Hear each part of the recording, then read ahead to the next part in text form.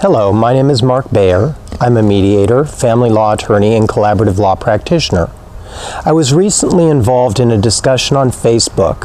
wherein a bunch of parents were engaged in discussion regarding things that they felt were and weren't appropriate for their children. And what I found interesting was how they attacked people who engaged in the discussion if they then asked them whether or not they themselves were parents. And if they said that they weren't, then they all of a sudden said they weren't entitled to have an opinion on the topic. And what I found interesting and what I commented on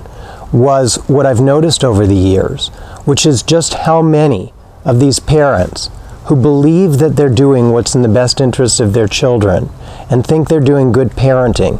when they're no longer a couple and they put their matter before a judge for a judge to make a decision. And I asked them whether it ever occurred to them that they have absolutely no control,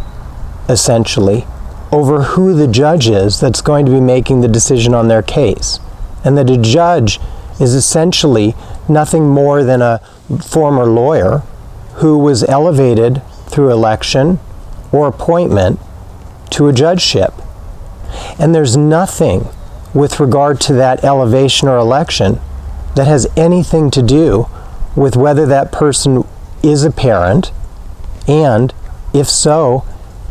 how good their parenting skills are or were. So I want to ask you, if people aren't entitled to an opinion with regard to parenting related matters because they don't have children of their own, what's it say about you if you're willing to subject your matter to a judge who you know nothing about with regard to their family life?